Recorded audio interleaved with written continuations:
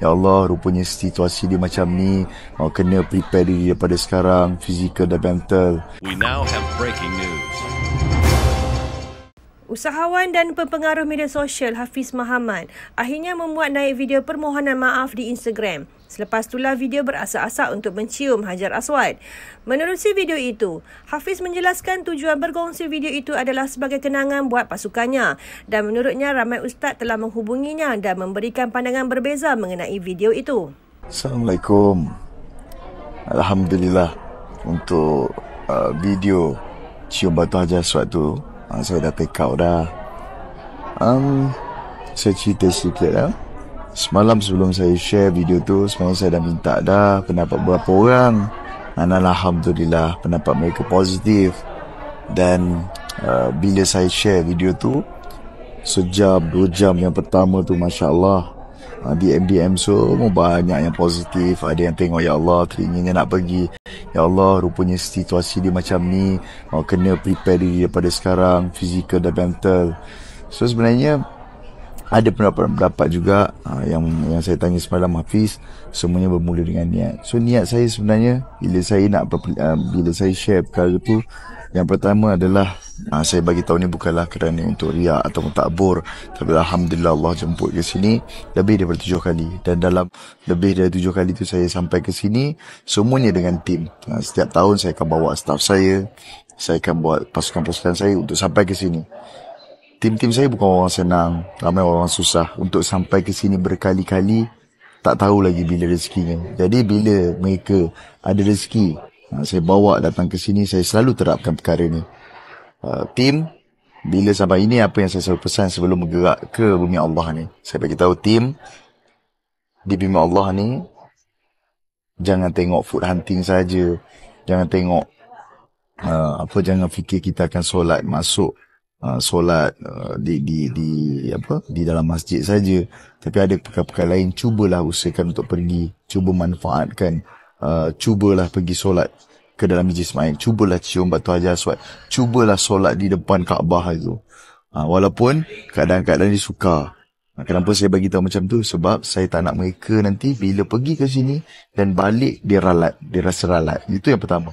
Saya tak nak dia orang rasa ralat. Bila balik saja ke Malaysia, dia orang rasa alah ruginya tak cium batu Hajar Aswad, alah ruginya tak dapat solat Haji Ismail. Sebab apa?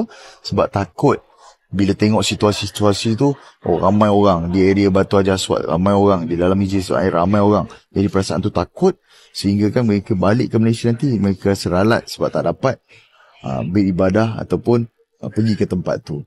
So jadi setiap tahun bila saya bawa tim 2 hari ataupun 3 hari pertama di Mekah, kerja saya dah macam muntawif sebenarnya.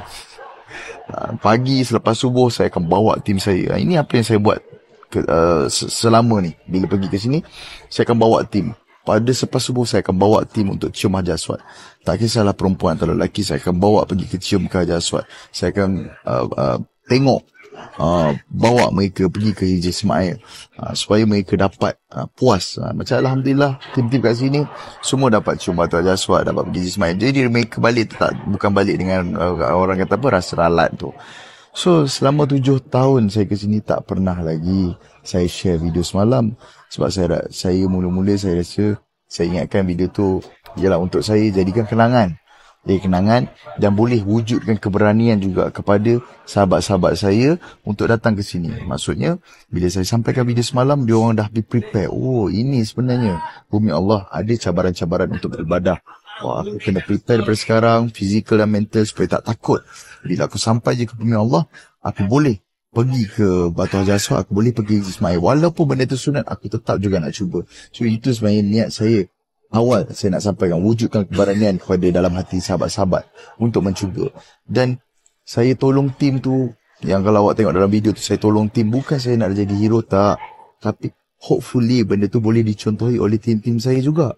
Jadi macam saya kata, tim saya orang susah. Mungkin pada ketika nanti mereka mampu untuk bawa jemaah-jemaah lain, anak-anak yatim, ataupun boleh bawa staff-staff diorang juga, satu hari nanti bila diorang sampai, diorang juga boleh bertindak macam apa yang saya buat.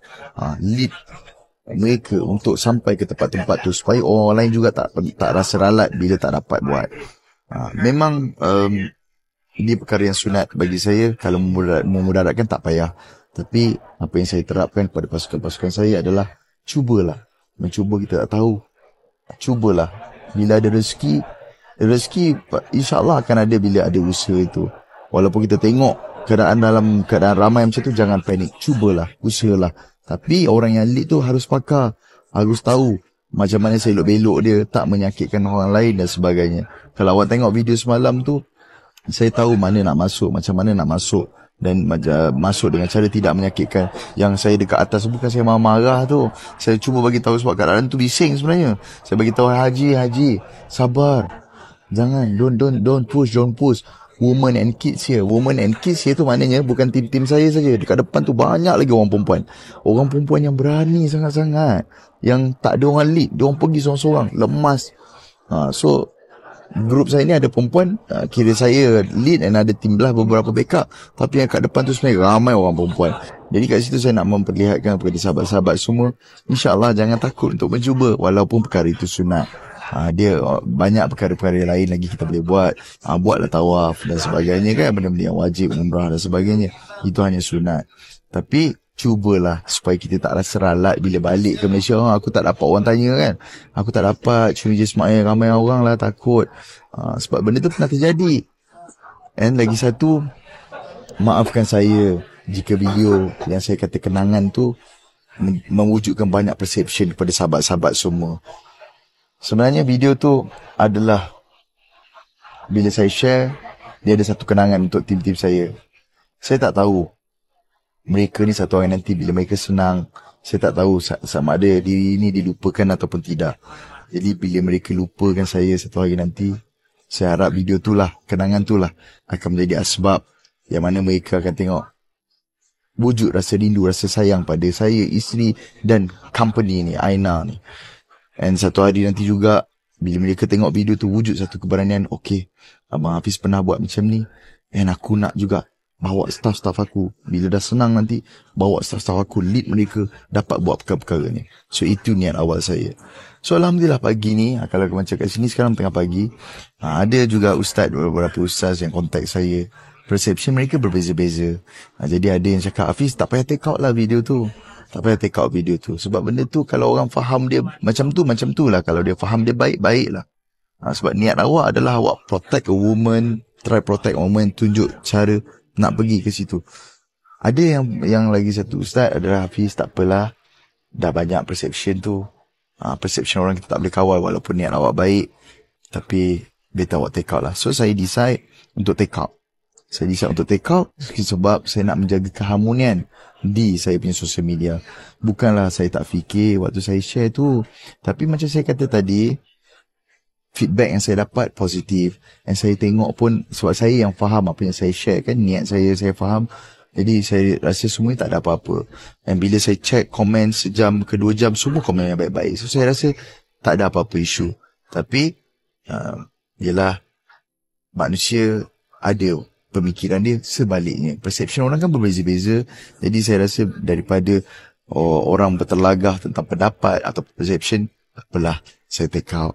Tapi niat saya bukanlah kerana konten dan sebagainya. Kalau awak tengok ada orang yang record tu semua, kami fokus ibadah. Sebenarnya bila buat benda tu, bukan kita nak buat konten sampai ibadah yang lain terabai, tidak. Benda tu dibuat selepas kita tawaf sunat, kita buat umrah, kita solat duha, kita solat di Ismail dan sebagainya. Yang wajib semua kita selesaikan, yang barulah kita pergi ke perkara-perkara yang sunat. Jadi benda tu dirakam oleh pasukan saya atas dasar kenangan. Video tu di mana, kamera tu di mana, itu tim saya punya, orang kata dia ambil. Saya just fokus menjaga keselamatan tim-tim saya yang saya bawa. Dan Alhamdulillah tidak ada apa-apa yang memudaratkan diri. Tim-tim saya keluar dengan selamat. Cuma saya lah sakit pinggang sikit. Yelah kan terpaksa tahan orang kan. Kalau saya tak tahan, tak block, tak protect, habis tim-tim saya yang perempuan tu lemas tu kan. So saya harap Alhamdulillah, saya tak nak orang kata apa ulas panjang secara detail kerana saya rasa saya hamba Allah yang lemah, tak ada ilmu sangat, kepakaran sangat. Saya hanya buat perkara yang saya rasa perkara ni bermanfaat. Tapi bila wujudkan banyak perception, it's okay, saya take up. Jadi sahabat-sahabat semua, insyaAllah dekat komen-komen kat bawah ni pun saya harap Janganlah kita bergaduh-gaduh lagi. Jangan pula kan awak komen kat bawah, itulah siapa suruh post. Saya dah take out dah pun.